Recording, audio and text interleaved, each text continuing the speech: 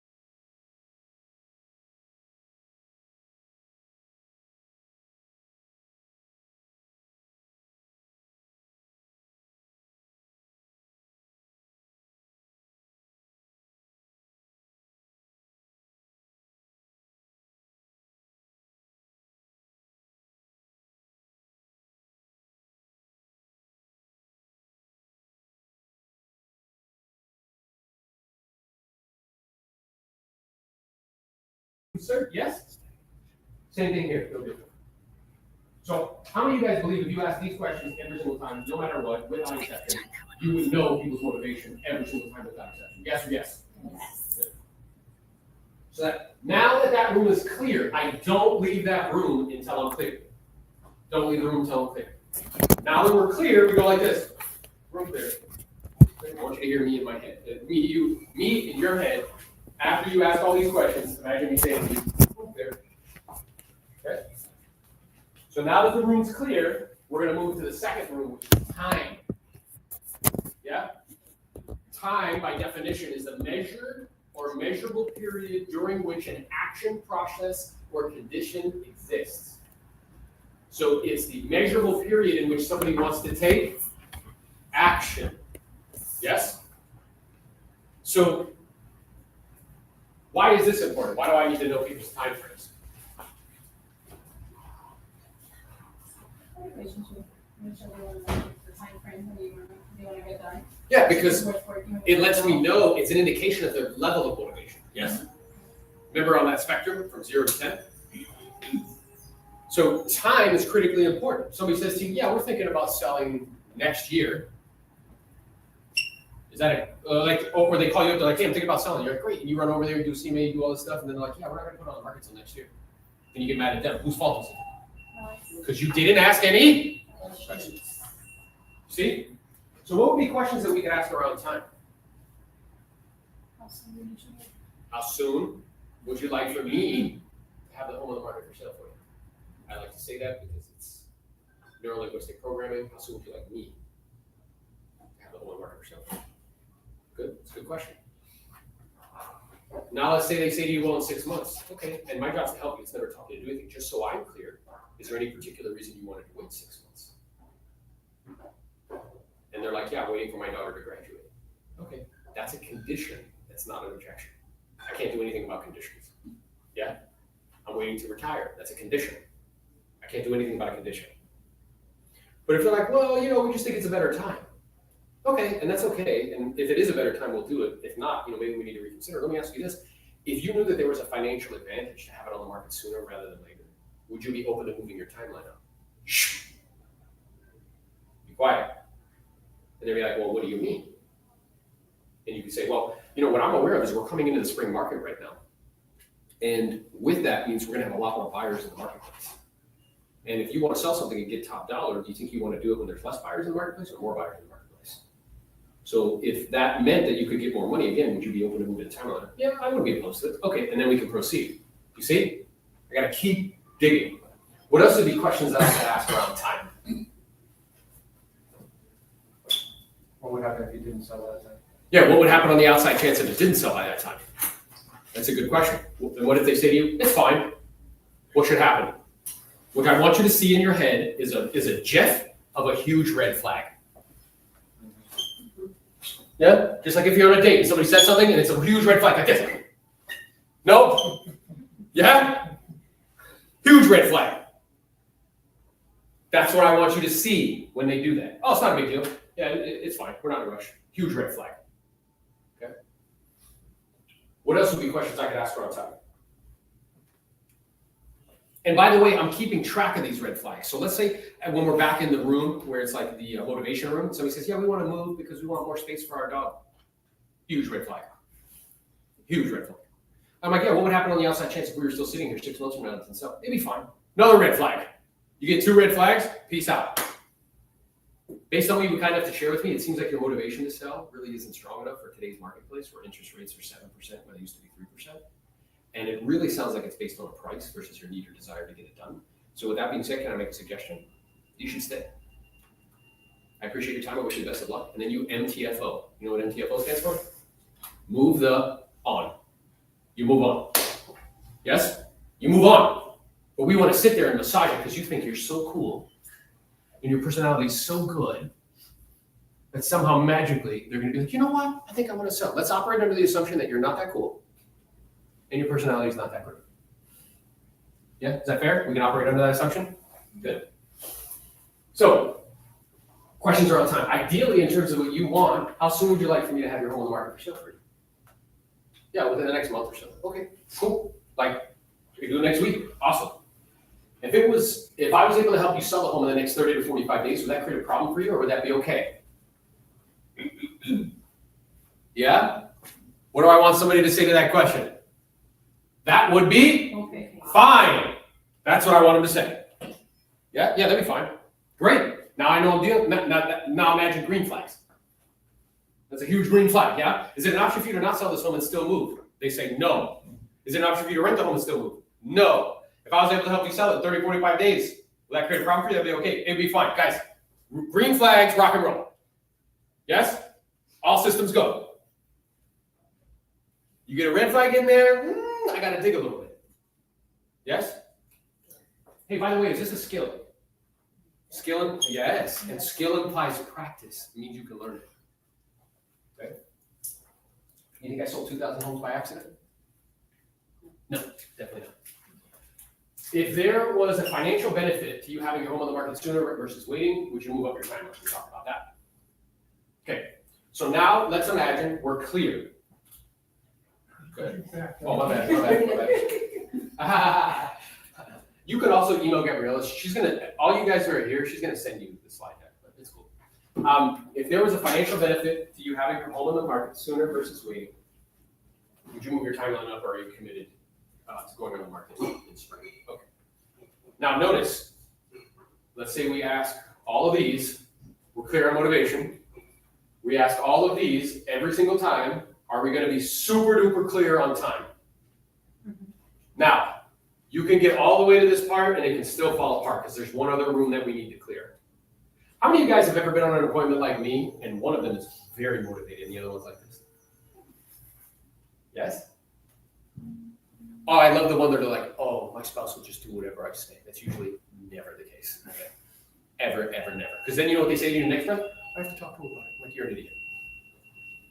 Yeah? Well, I'm the man of the house. I'm like, bro, if the man is the house, the woman's the neck. The head can't do anything the neck doesn't allow. Yeah? So, I can get this far. I have 2 green flags and I'm pumped. Yes! I'm about to take this listing, baby. Already started to count the money, yeah? It's mine. Already depositing it in your mind. You're like looking online, what you're gonna buy, right?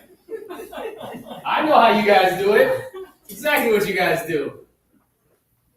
There's one more room I gotta clear. Because if I don't, it'll end in tears, okay? If you don't clear, there will be tears. I just made that up, right? If you don't clear, there will be tears. And this is decision makers. And we miss this all the time, right? Because we get overly excited about the fact that there's somebody who's moderately interested in doing business. And we don't think to ask this question or series of questions. Now, why is it important to ask about all decision makers?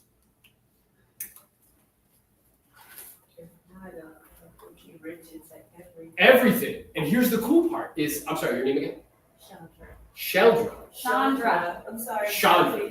Yeah, Chandra. Okay. So, and you're absolutely right. Here's what's interesting about this. Anybody besides me ever have to try really hard in math to like get answers right? I did. It was like one of the classes that I really had to like focus. Because what was the issue with math? Sometimes you'd have to solve a problem to get an answer that you can plug in to the next thing to actually solve the problem, yes? And if I mess one piece up, what happens in the end? I mess the whole thing up. So this is no different. I can do everything right up until this point, and if I fall down here, what happens? I get the wrong answer. Yeah? So we miss this all the time. And what's a good way to know that there's decision makers before you even ask them? Multiple decision makers. Tax records, bro. We have this thing called the internet, guys. Hey, I can see here that there's somebody else on title to the property. I can tell by speaking to you that you're very excited about the move. I'm curious, how do they feel about it? Is that an important question to ask? 1,000,000,000,000,000%. If you don't ask that question, there will be tears. Lots of wasted time. What other questions can we ask around decision makers? Will they be there? Oh my gosh! How many of you guys, they say, oh yeah, this will be great. You can run out there and one of them's not there. How many, besides me, how many people that happen to? All the time. And how bummed do you get instantaneously? You're like, well, I guess I'll just present. And they're like, yeah, leave it with me. I'll show it to my husband. And then they listen to somebody else who had them both there at the same time. right? So I find that, our time is the most effective and efficient if we're all present. So if we were to connect under normal conditions, me and your significant other, are you guys normally available in the evenings or the afternoons? And evenings for you, is that like 6 or a little bit later at 7? Okay, so if I pencil it in for tomorrow at 7, it sounds like both you and Chris will be present. Is that right? Great. Whose job is it to make sure that all of them are there? Is it their job to do it? No, it's your job.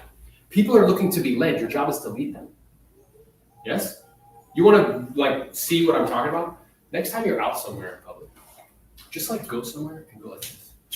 Just stand up and look up to the skies. You know what will happen within 10 minutes? There'll be a crowd of people being like, what are you looking at? Oh my God, what is it? Did you see something? I think it's a meteor. I think I saw it on Instagram.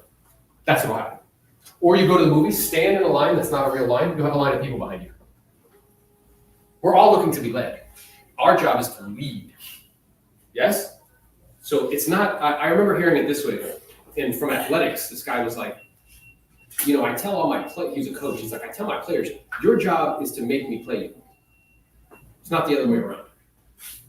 You have to stand out so much that I would have to be an idiot not to play you.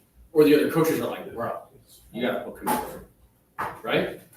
So it's not their job to make sure all the decision makers are there. It's your job to make sure. Yes? What other questions could we ask around decision makers?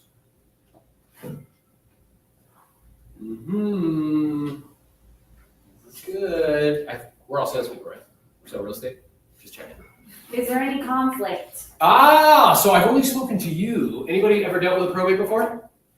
How many decision makers are there usually?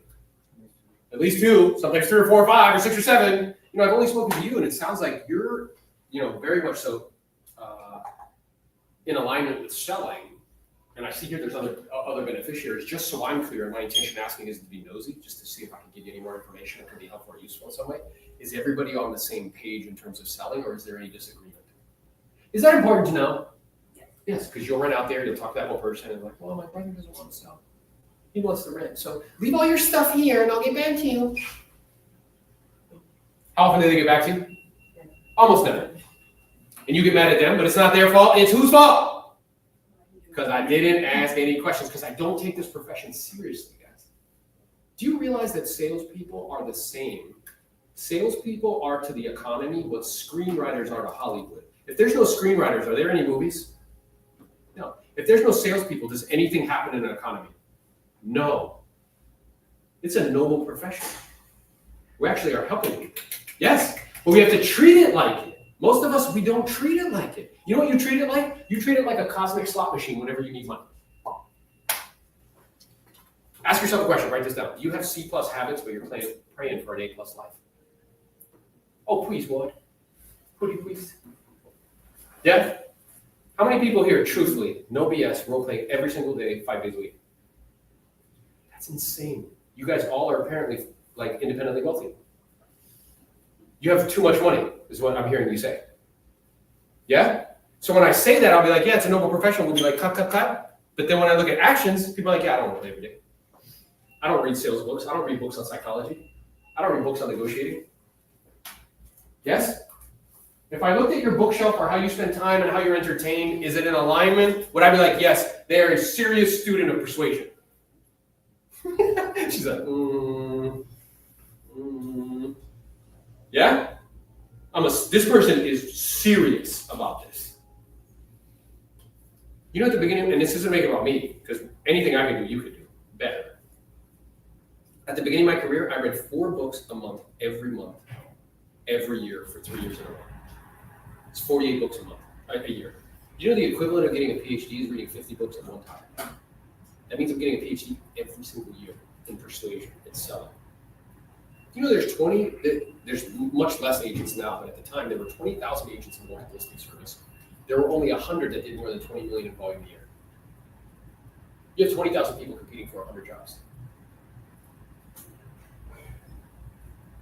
You know what most of us want to do? Just make enough to get by. Well, the truth is, you can make $1 million a year doing this. We're not doing brain surgery. You know how I know? I've done it. We're not saving lives here. We're just selling homes. And it's legal. You can sell as much as you want. Yes? I just need to take it seriously. Take it as a profession, right? So, what are questions we can ask? I've only spoken to you. Are there any other decision makers or anybody else on title? How many of you guys dealt with an investor that didn't tell you they had a partner? Rick, go ahead. I have an investor right now that was referred to me by one of my customers, and his wife is the total decision maker. I actually had a triplex. Yeah, he flexes like he's the boss, but his wife makes all the decisions. Correct. I had a That's typical, by the I way. had 2 triplexes for him to see yesterday. You know that's true, Nate. I'll be talking to these boys that be like all flexing hard. They're like, well, I'm gonna talk to my wife before I do anything. And with one of the triplexes, he says that we were actually supposed to see yesterday afternoon. He said, "Oh, my wife says it's no longer on the market." Because like, where did she get that information when I have an appointment set in the MLS? That's right. So what's interesting then, But he was just like, Yeah. he said it twice. Oh, my wife Like said it's emphatically. no longer Yeah, on like the market. So like it's like the word of God or something. So what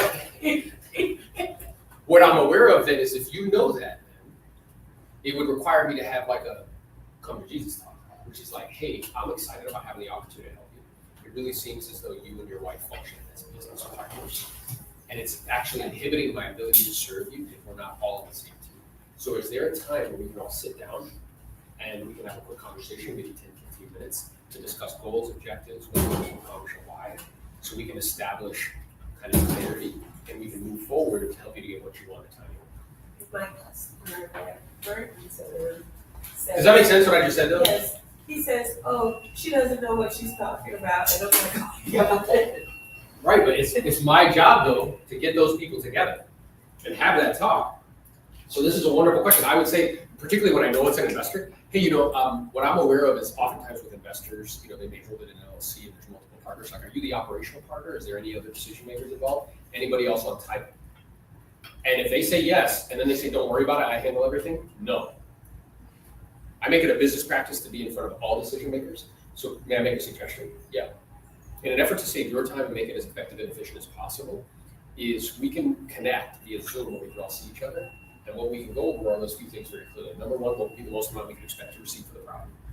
Number two, net bottom line with the proceeds we give you guys when it all shakes out. I can answer any questions you may have. We're all there at the same time. And if it all makes sense and you feel comfortable and confident, we can take next steps.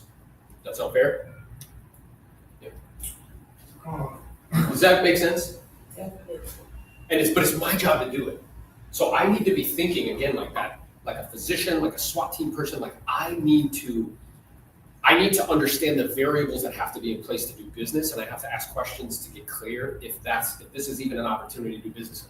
Because simply because somebody says they want to do something doesn't mean it's an opportunity. Does that make sense? Yes. But nobody teaches us this. You guys go and you know what it takes to be an agent? You do a 75 on a test, have $1,000 and not be a felon. That's it.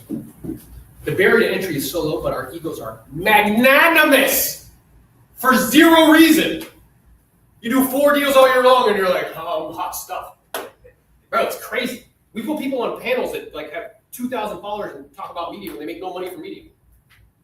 It's insane. Yeah, our people that are supposed to coach us have never actually made money. So we always dream. Yes. So, go on a listing appointment. You checked out on motivation, checked out on time, each out. With the wife, who's handling the deal. She said, my husband, he's out of town, he'll be back for 2 or 3 weeks. Yep. Jerry, I just want to let you know, I'm having you come over, but I've got a couple other agents that I'm going to be talking to. Sure. At that point, how would you handle it? Yeah, so what I would do in that scenario is I'd say, great, I appreciate you letting me know that. I want you to interview more than one agent because you want to make sure you're making the best decision possible.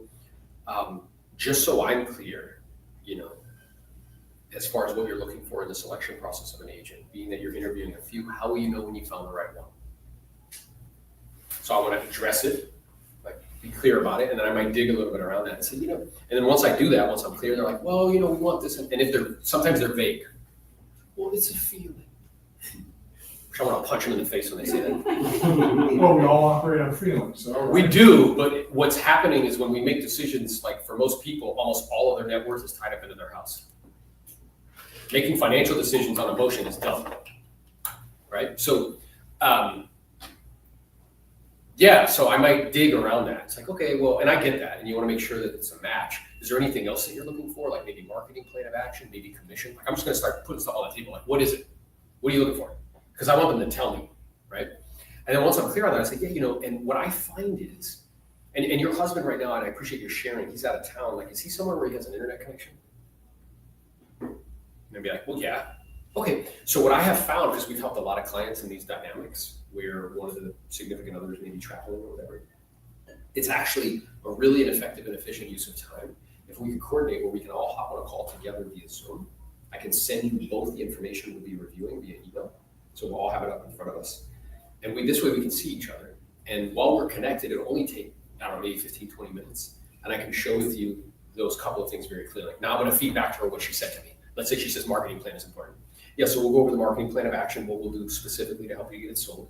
We'll also go over that market analysis on how we need to position a property to make sure we maximize value, get top dollar. And let's say commission, we'll have a conversation in terms of professional fee, because you know it's one of the tools that we use to market the property. We'll go over the options that you have, because I want you to feel comfortable with the one you end up choosing. And then at least this way, you guys will both have all the information instead of having to play a game of telephone and you relay it. And you can both make the decision that you feel is best in terms of how to proceed. Does that sound fair to you? So I'm going to push to do that. Does that make sense? Go for the Zoom. I would always go for the Zoom to get both parties there. Because what will end up happening is, you know, they'll rely solely on the wife, and like that's a crapshoot. It's not worth the time to me. It's more like a popularity contest than anything else. Does that make sense? Sure. Yeah, so that's what I would push for. Good. So let's see. Yeah, I know investment. Are there any owners or principals involved, or are you it? I've only spoken to you. You clearly wish to sell the property. How does your shooting? I know that feel about the move, right? Yeah, and this is with probates, because we would do a lot of probates. I'm aware you're the PR. Are there any other beneficiaries, or are you it? You need to know that. You'll talk to the PR. PR is pumped, and they're like, "Yeah, we have a brother, and we can't find him." And then, yeah, it happens. And then you know what ends up happening? What they need to do? You know, you probably had it happen. And you're all pumped. You can take the pictures. You put the listing on the market, and you don't realize you're like, "Oh man, legally, what happens is they need to partition the funds. They need to like hire a private investigator, demonstrate to the court that they tried to find them, and then once they get through that process, then they have to do a partition, sell the property, take the person that they can't find, a portion of the funds, put it in a bank account, and then use it to try to find them. Now, how long do you think that takes? Forever. So you're like, yeah, this is a great weed. I'm like, no, bro, you can be working with that for 10 months, 11 months, and maybe it'll sell. I'd rather say, listen, I appreciate your time, appreciate the opportunity. I wish you the best of luck, and move on so I can go find somebody who needs to do something right now. Does that make sense?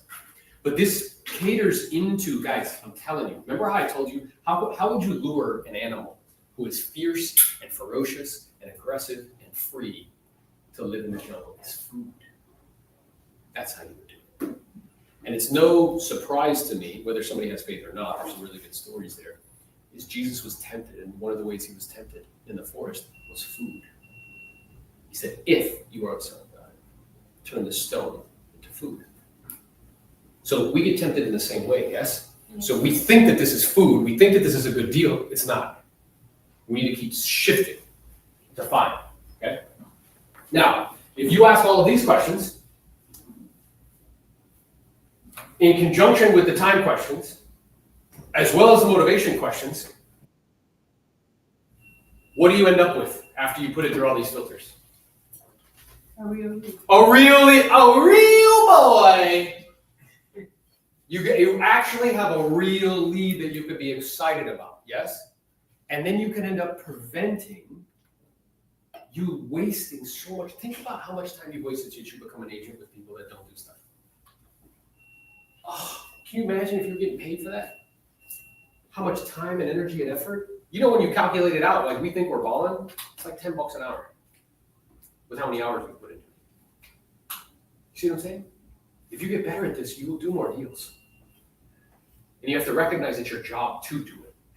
Okay, so before I share with you something that we have coming up, what questions, comments, concerns do you have about this? Anything else come up for you guys around pre-qualification, around situations, dynamics? You guys want to role play?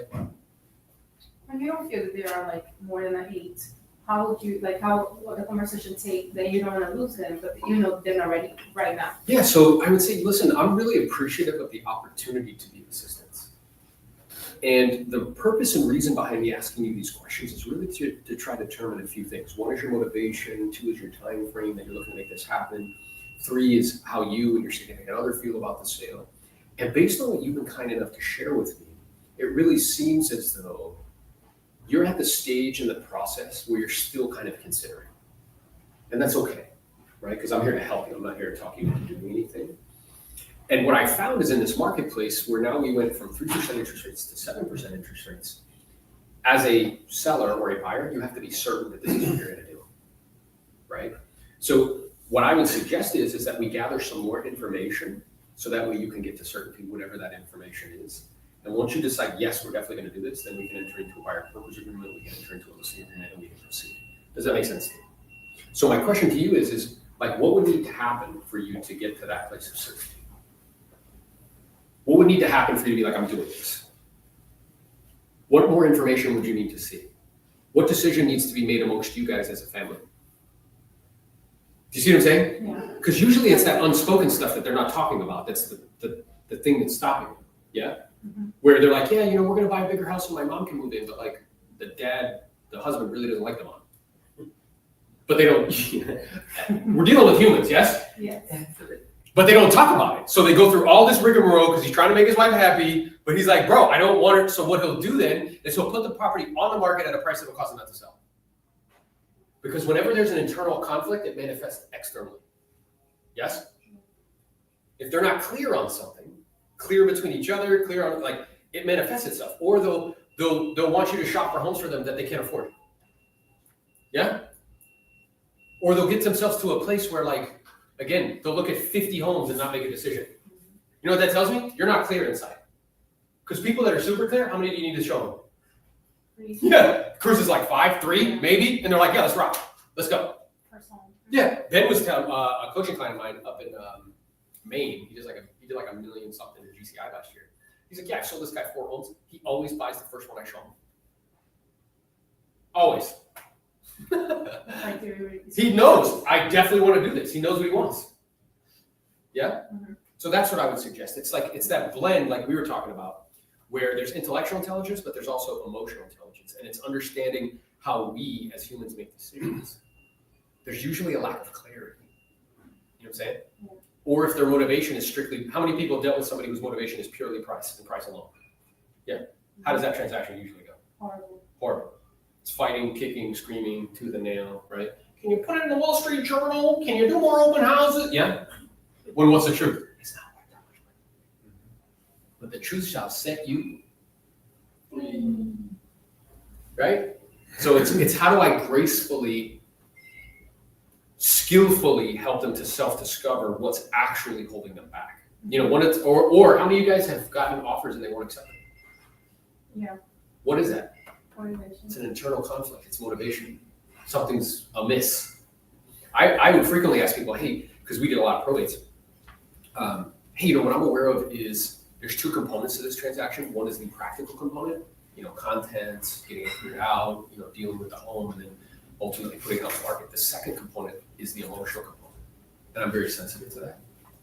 And based on what you've been kind enough to share with me, there seems to be, from your perspective, this desire to elongate the process. And what I'm aware of is that's usually because someone's like internally and emotionally ready to actually sell. Because there's some finality to it, you know, there's some like completeness to it. So just so I'm clear, Camila, do you feel like you're emotionally actually prepared to sell? And I've had some people look me right in the eye and say no. But it's only because I asked. Yes? Look, you're like, whoa, you say that? Yes. And then you do the same thing that you just did. And the same thing, that's Whatever exactly. necessary. Yeah, whatever. And look, I'm here to help you. I'm not here to twist your arm. So let's walk through this, right? Because I know emotionally it's difficult. Refresh my memory. How much is it costing me per month to keep it? And they're like, it's costing $3,000 a month. I'm like, all right. And is it an option for you to not sell? No. Is it an option for you to keep it as a second home? No. Is it an option for you to Airbnb it? No. Is it an option for you to rent the home? No. Okay, so it sounds like you've decided what you want is to get it sold. And the only thing that's inhibiting you is the emotional component, which I'm very sensitive to. At the same time, I'd like to bring something to your attention, and my intention in bringing it to your attention is not to be disrespectful. It's not to make you feel bad. It's just to give you an accurate assessment so that way you can make decisions that you feel are best. So at the moment, it's a $3,000 storage facility. Now, I'm curious, if we could extract the contents and put it in a storage facility, do you think it would be less than $3,000? How much do you think it would be? It'll be like $500 a month. Yeah. So it's costing you $2,500 a month to rent. Is that okay with you? You see? Mm-hmm. So now I'm helping them to walk through this challenge and this problem. Some people are emotionally tied. And Okay, replace that with all of us are emotionally tied to Okay. physical objects. Definitely, We imbue them with meaning. yes. I've heard, I thought I would die here. Yeah. That's right. So what they're dealing with, look, they have an expectation in their mind that unfortunately is no longer a reality. So if somebody says that to me, that's where that EQ clicks on. Listen, I appreciate that. Listen, I appreciate your willingness to share that. And I know that it can be very emotionally distressing or challenging when you had an expectation that you're going to live here forever, and now perhaps that's not the case. So what I'd like to do is just ask you a couple questions so that way you can be clear and make the decision that you feel is best, whatever you decide. So is it an option for you to not sell this home? Can you keep it? No. Can you maintain it from a financial perspective if you got a roommate? No. Is it an option for you to rent it? No. Okay, and then refresh my memory. If and when you did sell the home, how would your life improve in some way? How would your life be better? Okay, and at this stage in your life, how important is that to you? All right, so then what happens now is we have a choice to make, and the choice is yours. The first option is we can resist selling it, which the way that I see it, based on what you were kind of sharing me, it's just going to cost you more money. The second option is we can embrace the reality of the situation, which is that unfortunately we're not able to maintain it, get it sold, extract as much capital out as possible, and then shift all of your energy and focus to the next chapter in your life. Now, based on what's most important to you, based on the reality of the situation, what do you think we should do? Yeah? And this puts it back into their court and helps them to self-discover, well, yeah, I probably need to sell it. Because if you tell them they need to sell it, what are they going to do? Fight and resist. But if they tell me, are they ever going to argue with their own information? No. But it's tempting to fall into that trap. Does that make sense? Super tempting. Good. Any other questions, comments, concerns, observations, elucidations? Yes. This is regarding price. Price.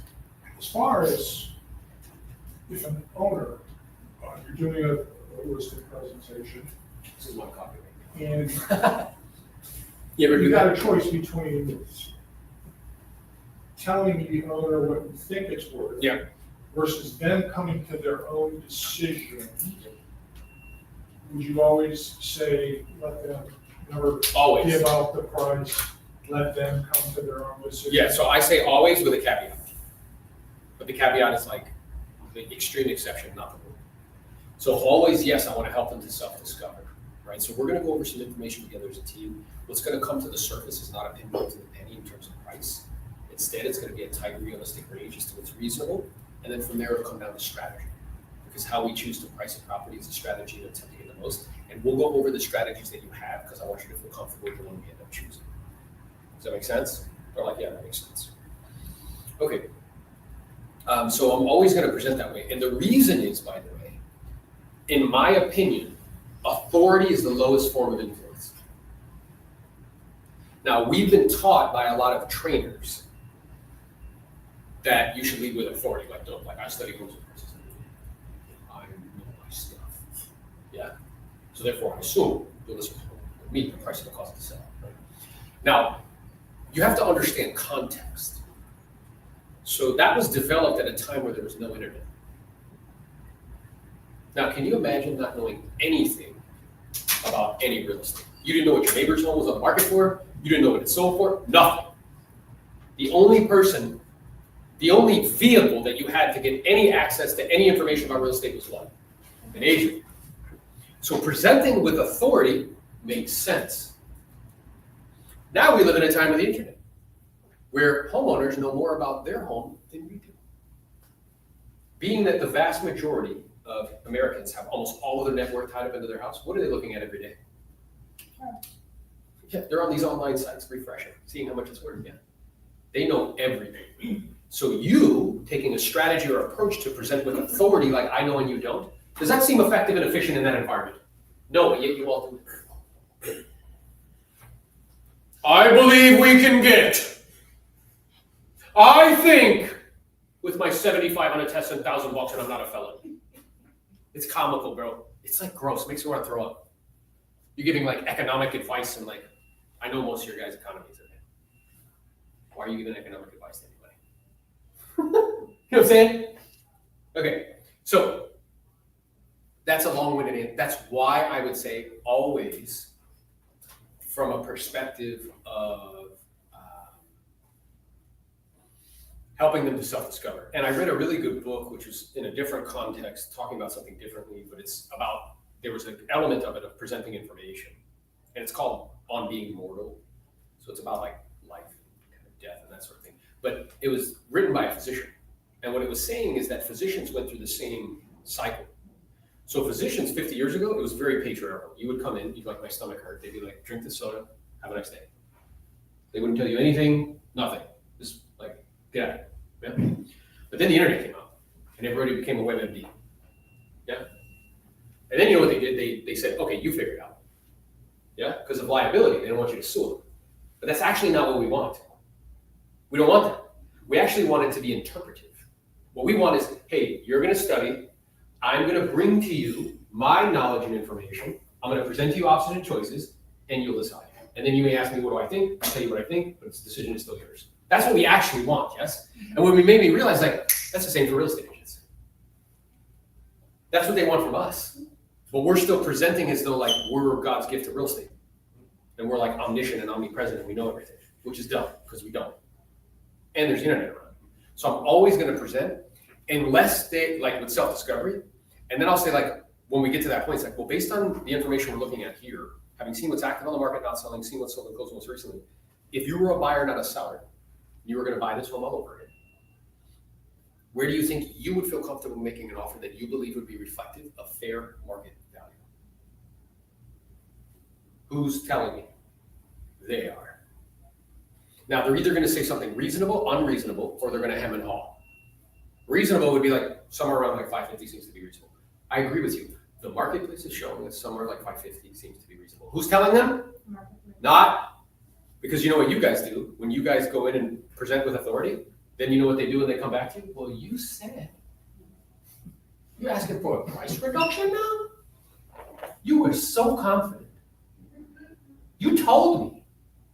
Who did that, by the way? You did. You backed yourself into a corner, right? So yeah, the marketplace is showing us somewhere around X seems to be reasonable. So now it's just a question of how do we get there? And we have two strategies because price is a strategy and it's how to get the most. One strategy is we can start high and come down, right? There's nothing wrong with that strategy. There are a few drawbacks. I'll review them with you. The second thing is we could be more competitive right out of the gate, force people to compete, get a lot of offers, best terms and conditions. So we'll go over those two options and whatever you decide, I'll support you. Fair enough? Great. Done.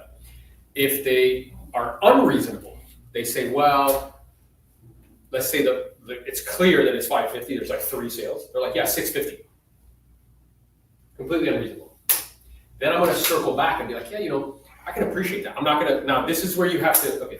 Anybody besides me, your body's ever betrayed you? Like, they say something, you're like you just like, in your pants, right? You're like, what did you just say? You're crazy, is what your body language is saying, right? So you have to be like, yeah, okay, that's, you know, a potential. And then I'm going to circle back, but I'm going to ask it in a different way, right? So the way I'm going to ask it is like, well, let's imagine again, if you were a buyer, not a seller, you were going to buy this home all over again. I imagine you may pay a little over 550. Do you think you would spend $100,000 over the last 3 sales? Honestly. Now, that's Neuralink. I'm going to box you in again. I call that polite confrontation, right? I'm just a mirror holding back to you, your logic and your thinking. And when I say the word honestly, that's neurolinguistic programming. Everything after the word honestly has to be honest. Okay? Realistically, everything after the word realistically has to be So I'm like, realistically, do you think you would offer $100,000 more than the last 3 closed sales? Well, maybe not. Okay. And don't you think most buyers would feel pretty similar to you? Probably. Okay. So then we're in agreement that the market is showing us somewhere around 550 seems to be reasonable. So now it comes down to strategy. Again, we go down that path. Here's 2 strategies, right? Now let's say they say something completely unreasonable. And what does that look like? I don't care what the comps say. Yes? You know what that is? Complete detachment from reality. Yeah? Now, when people get complete detached from reality, how does that usually work out? Not well. Yes? Anybody know somebody that has a false sense of competency? Feels themselves hard, but they're not good at anything? You know who gave that to them? Their parents, probably. Their teachers. Oh, you're so good.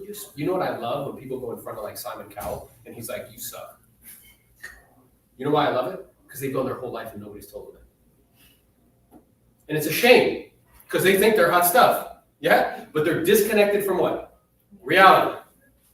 Whenever you get distortions from truth, it's a problem. So let's say they're completely unreasonable. I don't even care what the comps say. That's a huge red flag to me. Huge. It's like, well, and then I might go down the route of like, well, I'm appreciative of that. What I'm also aware of, and I think you know this, I don't need to tell you, because usually people like that have really big egos. I don't need to tell you. Like, I know you know this already, which is, again, neurolinguistic programming. Plus, I'm like, it's like, I'm assuming that he knows this, so he's gonna be like, yeah, I know that. Only 7% of the population pays cash. The other 93% gets financing. And whenever there's financing involved, there's gonna have to be an appraisal. I mean, you know that, right? Yeah.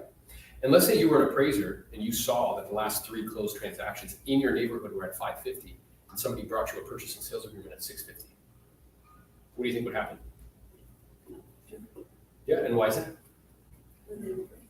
So it doesn't support it. So what's the probability we could find somebody that's willing to not only have it not appraised, but give you $100,000 in cash above the asking price? Does that seem reasonable? Again, polite confrontation. Yes? So that's how I would go down that path. Now, if you do this right, I keep going down that path, they're going to say to me, well, what do you think? Yeah? That's how you know you've done it right. Because let me ask you guys a question. How often do you take unsolicited advice? You don't ask for it, but people give it. What do you do when that happens? You completely shut down. You know what you become? You become like Charlie Brown, like wah, wah, wah, wah. You just stop listening. No matter who's saying it, yes? Anyone besides me got unsolicited parenting advice? Random people come up to you like, well, you know, you should be. This happens to my wife at the gym. My wife is very fit, okay? You have older, out-of-shape men coming to her and be like, well, babe, you know, you should be doing it this way. She's like, bro, you're fat and out of shape. Why are you talking to me? Yeah? It's wild, wild. So,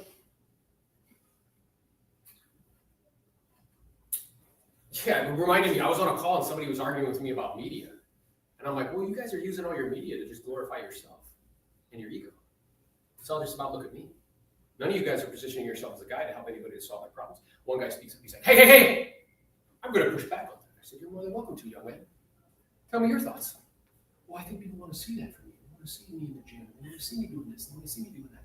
I said, well, can I ask you a question? He said, yes. I said, how much money do you make from media? He said, not much. I said, so why do you think that your opinion is accurate?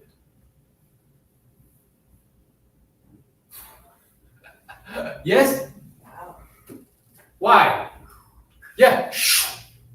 Okay. So, if they press me, then I would say this. Do I have permission to be candid and straightforward? Sure. So you're not going to get angry and throw me out of the house? Now, why do I do that? Because it's tense. Yeah. And they'll be like, well, maybe. You know what I'm saying? I don't know. See, maybe depends what you have to say. Or I might say, if there's a pool, you're not going to get angry and throw me in the pool? And they'll be like, no. It's like, okay. Well, based on what you've been kind enough to share with me in terms of your desire to sell, the time frame you'd like to make it happen in, and in light of these closed transactions, all at 550-ish, and knowing that only 7% of the population pays cash, everybody else needs to get financing. The marketplace, notice I'm resisting the temptation to say, I think, yeah? The marketplace is showing us somewhere around 550 seems to be reasonable. And then from there, it comes down to strategy, right? Now, does that make sense to you? Now, if they are, if I've done this right, and they're motivated, and they want to sell, and the decision makers are there, what are they likely going to say? Yeah, I mean, I'd like it to be more, but I see what you're saying. Can we start a little bit higher? And then you say, of course we can. My job's to help you. It's never to talk you to do anything. So what I'd like to do now is to go over with you the two strategies that you have, because price is a strategy in an attempt to get the most.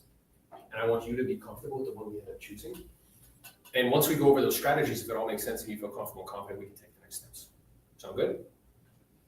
And then I go over the two strategies. So let's say you've got your own. Is that, are you clear on that Clear, procedurally? very clear. Good. Let's say you're on a listing appointment, everything looks good, motivation is good. You have both the husband and wife there.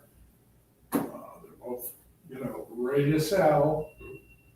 But you got this bad feeling that these people are gonna be a pain in the butt. Yeah. They're going along with you. What's prompting your feeling?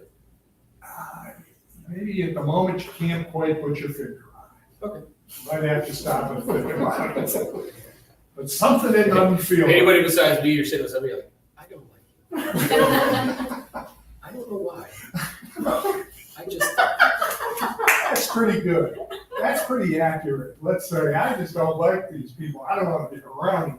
Yeah. But they're doing everything, they're falling in And line. you've cleared all the room and then the rooms are The clear. room, the room looks good. Would you take that listing, or would you say, you know what? Yeah, I think I'm gonna walk it. Yeah, so I think there I make executive business decisions. You know what I mean? As like the CEO of a company, my job is to allocate resources, human resources and financial resources. And in this instance, if it's just you, if we don't have a team or whatever, it's like my resource, which is time, human resources. So I would make that decision and I would say like, okay, where are they on the scale of motivation? Are they gonna position a property competitively, meaning it's gonna sell quickly? So they may be a pain, but I don't have to deal with them for that long, right? Are all the decision makers on track? And where am I like in my business? You know what I'm saying? Do I have like 10 pendings and I don't want to deal with somebody? Yeah. But if you haven't had a pending in a minute and they fit all the other criteria, then I'd be like, yeah. You know what I mean? So it's more like it's an executive decision. It's not like a hard and fast yes and always. Like always this and always that. It's not like super black and white, but it's more like, okay, let me think about where they are in each of these rooms. Is it an 8, 9, or a 10? Is the time frame really high? Are the decision makers on track? Are they going to price it competitively? Or am I getting this feeling and they want to start $50,000 above? That's weighs on the decision. Does that make sense? Sure. So that's how I would go about internally, like kind of making that decision if I was going to spend time with it. So you have walked away from listings Oh, yeah. where you feel great about it, Yeah. though things fell in line. Yeah, and people, when you deal with enough people, there's like archetypes. I know, like now, because I've processed so many transactions, like somebody will present to me, I'm like, I already know who this person is. You know what I mean? Like we've all dealt with the guy who knows everything. Yes. We all dealt with the woman who has a control problem. Yes. Never. I don't know who you're talking about. Yes? We've all dealt with the person that think they're like the super analytical that wants to pepper you with like every single question possible about interest rates and about the economy, about everything that's going on. It's now the right time. And blah, blah, blah. Yeah, we know that guy or gal. So you can get a feel as you do this more, and then that's like that's like my internal process or filter with making that executive decision if I want to spend time. Now, the other thing that's true is as you tolerate, you don't have to. As you generate, you don't have to tolerate. So the more generation you do, the less you have to tolerate. I don't know stuff. Your phone's still sitting. Yeah. You're making phone calls, and you run into a person who they want to sell, you're answering the right questions, yet you hear in the tone of their voice, I don't know if I want to deal with this person. Would you move on to the next call, or would you go ahead and go on? Well, if they're expressing motivation, my determination to deal with them is not solely based on like personality. It's more based on motivation, time, decision makers. So you would go on. Yeah, because the goal is to sell properties. Like I want to sell a lot of homes. You know? Like I mean, you could ask Connor. She was there to process them all. We did 200 deals in a year. There's probably 20 of them that like I didn't really like, and they probably didn't like me. Like at the end, you know what I mean? And that's okay because as your audience expands, it becomes impossible. Like if the good Lord was to show up right now, somebody wouldn't like his hair, somebody wouldn't like his sandals, somebody wouldn't like the color of his skin, definitely. You know what I mean? So it becomes impossible to make everybody happy. But that's the filter. It's more like decision makers, time, motivation. So, And would you always have a person after you listed the property have an inspection done right away, or would you not do that? no, because when you do an inspection right away, you have to disclose anything that came up. And we would request that all offers be written on an assets contract, because we never do credits, we always give money. Because what do credits do? Slow everything down. Excuse me, fix it stuff. Repair slows everything down. And somebody doesn't like to repair it, inevitably. So we just always did money. I remember I taught this to Jose, and he was like, whoa, this light bulb went off. And he stopped doing repairs, and he went to like 100 transactions a year, because it just slows everything down. Make sense? Okay, so does everybody feel equipped now with pre-qualifying? Is there any excuse? Those who do not know, like those who know and don't do are no different than those who don't know. Can you give the excuse that you don't know now? No. Will you make a pledge that you will ask these questions with every single potential prospect, no matter who they are? Yes? I want you all to stand up and be like, I promise and I swear that I will ask all of these questions. Like, guys, it's for your own good. Okay? So our intention, again, is to add value and equip you with what you need.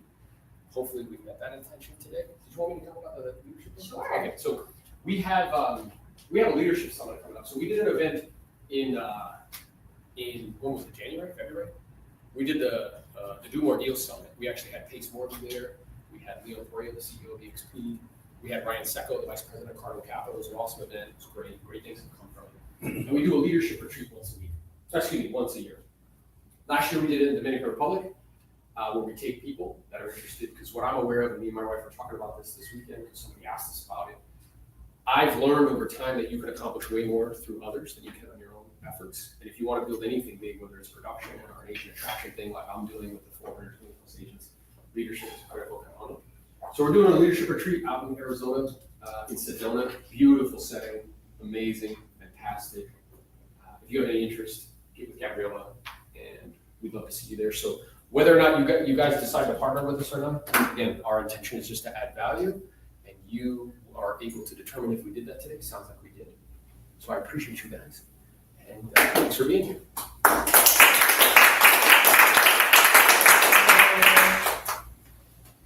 That's it. Yeah.